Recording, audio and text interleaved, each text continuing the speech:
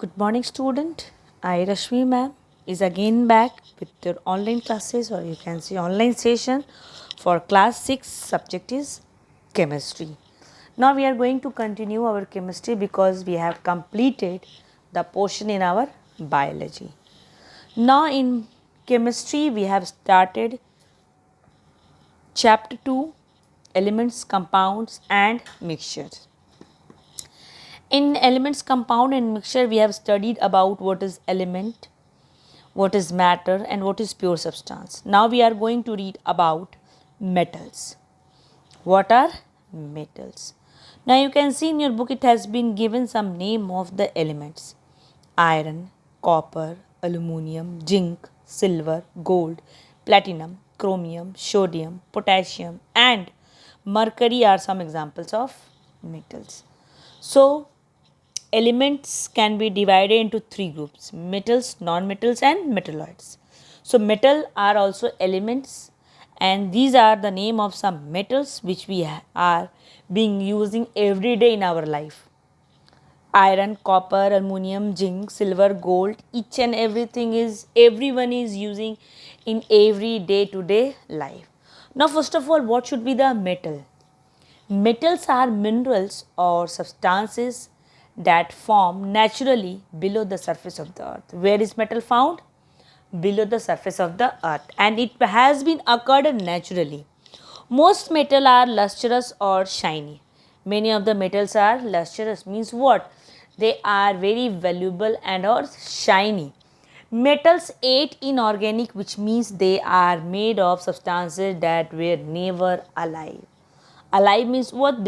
Which are dead. So metals ate inorganic. Ate means what? To eat. So metals eat inorganic, which means that they have been made up of substances were never alive. So metals are not living things. Okay, they are non-living things and they ate inorganic substances. Now what are metals? You understand that metals are the minerals which is found naturally below the surface of the earth.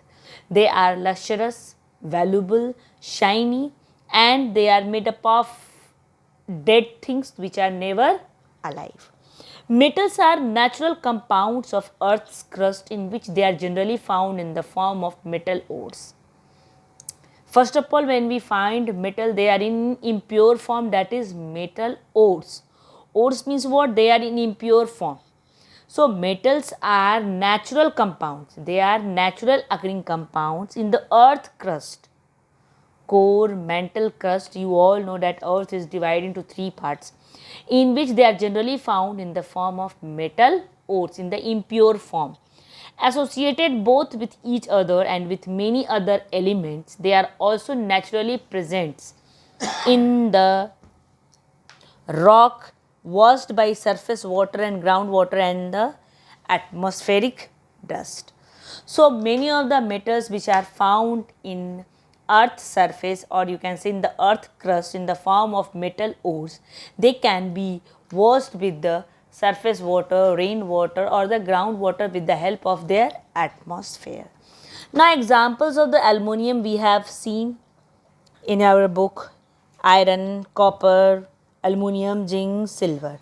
So these are the metals, and metals are very strong and durable and therefore used to make things. Metals are what? Very strong. Durable means long lasting and therefore is used to make many things. That's why metal are used to make many things which we use in our day to day life. These are used for making automobiles, satellites and cooking utensils also. You can have automobiles, your car, buses, each and everything is made up of metal. Satellites moving around that our planets, that is also being made up of metals. Cooking utensils which we are using right now, that is also being made up of metals. Now, so these are the metals, that's why metals are very strong, durable. Most metals are hard but some are not. Many of the metals are hard but some are not. Sodium and potassium are such metals that cannot be cut by knife. Sodium or potassium, these are the metals that cannot be cut by knife. Whereas mercury is a liquid metal at room temperature, iron is solid in nature. Now types of metals. Types of metals. When all the metals are to be considered as a group, an advantage may be gained if their names are set down in the tabular form which I had given you the complete list of a metal in your notes. So please student go through the notes to understand the metals. Lithium, beryllium, sodium, magnesium, aluminum, potassium, calcium, scandium, titanium, vanadium, chromium, manganese, iron, cobalt, nickel, copper, zinc, all these are metal. In tabular form, I had given you the names of all the metals. So please student go through the tabular form. There is no need to learn it, but you can have a simple reading on that. Now comes the physical properties of metals. Physical properties of metals. In your book it has been given metals are malleable, metals are ductile, metals are good conductor of heat and electricity, metals are lustrous, metals are generally hard, metals are solid at room temperature, metals are sonorous. All the metals are good conductor of heat and electricity. Cooking utensils and irons are made up of metal as they are good conductor of heat. You keep your utensils on the heat, you find that your utensils is being heated due to what? Because metals are good conductor of heat and electricity. Through the metals, it's in an easy way heat and electricity can be passed on. You have seen that in your home the wiring is being made up of copper and iron. Why? Because they can easily pass on the electricity and heat as they are good conductors. Conductors means what? Which hold. As they are good conductors of heat and electricity, they are used in the electricity also. Now, metals are ductile. Ductility is the ability of the material to be stretched into a wire. Ductility means to be stretched into a wire. So, ductility is the ability of the material to be stretched into a wire. This ability allows metals to be drawn into wires and coupled with their durability. Find applications as cable wires and for soldering purposes. Because metals can be drawn into wire, we can say that metals are ductile. Like copper, iron, aluminium, all these can be stretched into a wire after heating.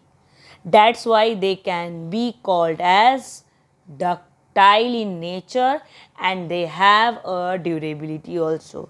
So in a simpler word you should say that metals show ductility or metals have the ability of ductility because they can be drawn into wires.